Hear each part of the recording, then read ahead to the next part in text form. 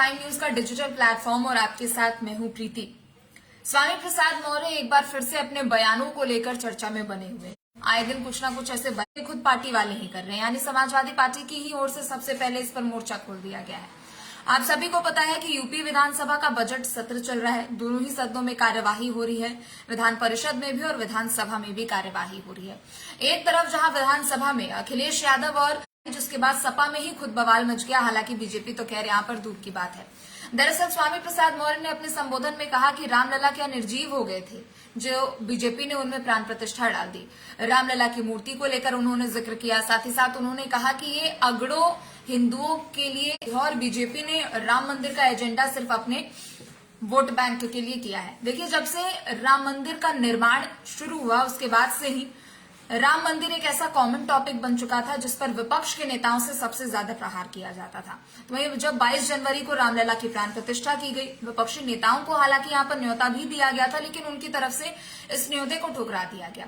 लेकिन कल स्वामी प्रसाद मौर्य ने ये जो बयान दिया है उससे एक नया जंग, उन्होंने एक तरीके से आप कहिए तो उन्होंने एक नए जंग की शुरुआत कर दी है। लेकिन यहाँ पर समाजवादी पार्टी के जो विधायक है मनोज पांडे, उन्होंने ही उनके खिलाफ मोर्चा खोल दिया। मनोज पांडे कहते हैं कि स्वामी प्रसाद मौर्य मानसिक रोग से पीड़ित हैं, उनको मानसिक विक्षिप्त बता दिया और स्वामी प्रसाद मौर्य के बयान को उन्होंने ज्यादा सीरियस लेने के लिए नहीं कहा। दूसरी तरफ अगर बीजेपी की बात करते हैं, चूंकि राम मंदिर का जिक्र हो और बीजेपी की प्रतिक्रिया ना ली जाए, ऐसा हो ही नहीं सकता। स्वामी प्रसाद मौर्य के इस बयान को लेकर ब्रजेश पाठक का रुख किया गया। उन्होंने कहा कि भगवान देख रहे हैं और उनको पता चलेगा, जनता भी उन्हें 2024 में बता देगी। केशव प्रसाद मौर्य ने भी कहा कि उनके बयान के जिम्मेदार उनके पार्टी के लोग हैं। ओपी राजभर, जो कि एनडीए का हिस्सा है, अब सुभाषपा के राष्ट्रीय अध्यक्ष, उन्होंने भी कहा रामलला को लेकर, भगवान को लेकर, किसी के धर्म जाति विशेष सबको लेकर अगर स्वामी प्रसाद मौर्य की तरफ से इस तरीके की बयान दिए जा रहे तो कहीं ना कहीं ऐसा कहा जा सकता है कि स्वामी प्रसाद मौर्य के कारण पूरे समाजवादी पार्टी को क्या पता इसका खामियाजा भुगतना पड़े, क्योंकि स्वामी प्रसाद मौर्य को लेकर एक अलग जंग छिड़ी हुई है। रामचरितमानस के उन्होंने जो पेपर्स निकालकर राजधानी लखनऊ में विधानसभा परिसर के सामने जो उनके समर्थकों की तरफ से जलाया गया था, रामचरितमानस के दोहों पर जो उन्होंने सवाल खड़े किए थे, उसके बाद से ही वो काफी ज्यादा बयानों को लेकर अपने चर्चा में रहने लगे, क्योंकि उनके बयानों को लेकर हमेशा कुछ ना कुछ इस तरीके की तर्क सामने आते हैं जिसके कारण वो विवाद में भी रहते हैं और अपने बयानों को लेकर सुर्खियों में रहते हैं। बहरहाल इसके अलावा भी तमाम बड़ी खबरें हैं जिस पर हमारी नजर है। दूसरी बड़ी खबर है जो दरअसल बीजेपी और आरएलडी को लेकर है।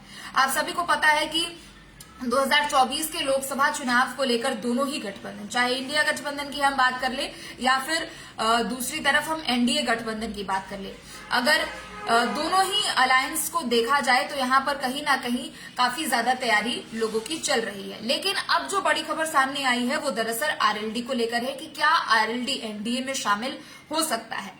एक तरफ इंडिया गठबंधन जिसके तमाम सहयोगी दल है जो एक एक करके जा रहे हैं, एक एक करके अगर जा भी रहे हैं, तो दूसरी तरफ उनके जो विपक्षी दल जो हिस्सा बने हुए हैं वो भी कांग्रेस को आंख दिखाते हुए नजर आ रहे हैं। ममता बनर्जी भारत जोड़ो न्याय यात्रा को लेकर उन्होंने पहले ही कह दिया कि बंगाल में एंट्री मिलेगी नहीं, क्योंकि मुझे बताया नहीं गया है। साथ ही फिर इस दौरान उन्होंने कहा कि कांग्रेस अगर 40 से ज्यादा सीटों पर भी आ जाए तो ये इनके लिए बड़ी बात होगी। नीतीश कुमार, जो कि पिछले दिनों अपने गठबंधन को ही लेकर, अपनी पूरी पार्टी को ही लेकर वो साइड हो गए, बीजेपी में एक बार फिर वो चले गए अपने पुराने दोस्त के साथ। अब एनडीए को लेकर ये चर्चा है। एनडीए को लेकर दरअसल ये चर्चा है कि आरएलडी एनडीए में शामिल हो सकती है, क्योंकि बीजेपी ने उन्हें 4 सीट ऑफर की है। लेकिन यहाँ पर आरएलडी के एक प्रवक्ता है पवन आखरी, उनका कहना है कि उन्होंने हमसे 4 सीटें ऑफर करने को लेकर बातचीत की है, लेकिन हम 12 सीटों पर अपनी दावेदारी चाह रहे हैं।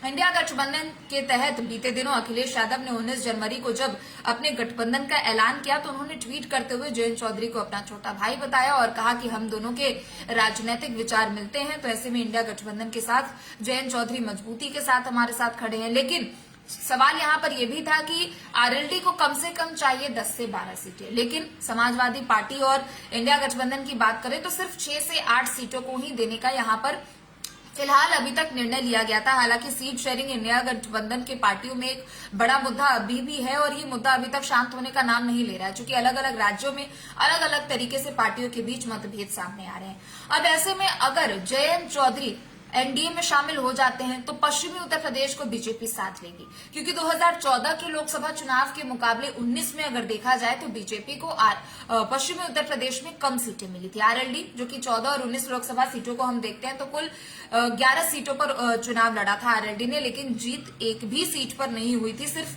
एक तरीके से आप कहिए कि विधानसभा में ही अच्छा खासा उनका प्रदर्शन रहा, लेकिन लोकसभा की जब बारी आई तो जनता ने उन्हें अपना समर्थन नहीं दिया। लेकिन अब अगर जयंत चौधरी आरएलडी में शामिल होते हैं, पश्चिमी वोट बैंक साथ लिया जाएगा बीजेपी की ओर से। किसानों को लेकर जो हमेशा विपक्ष सवाल खड़ी करती है, कहीं ना कहीं किसानों को लेकर भी यहाँ पर बात बनती हुई नजर आएगी। मुस्लिम वोटरों की भी संख्या काफी ज्यादा है और ऐसे में पश्चिमी उत्तर प्रदेश जहां जाटों की संख्या लगभग 14 से 16% तक है, तो मुस्लिम वोट बैंक की भी उतनी ही संख्या है। तो यानी एक तीर से आप समझिए कितने सारे निशाने हो जाएंगे और इसी कारण कयास यही है कि आरएलडी अध्यक्ष जयंत चौधरी अपनी पार्टी सहित एनडीए में शामिल हो सकते हैं। हालांकि सभी विधायकों को दिल्ली बुलाया गया है और दिल्ली बुलाने का मतलब आप और मैं हम सब अच्छे से जानते हैं कि आखिर दिल्ली बुलाने का मतलब क्या होता है और उसके बाद किस तरीके की तस्वीर निकलकर सामने आती है। बहरहाल तमाम बड़ी खबरें इन सब पर हमारी नजर बनी रहेगी, लेकिन देश और दुनिया की आप तमाम खबरों के लिए देखिए प्राइम न्यूज। नमस्कार।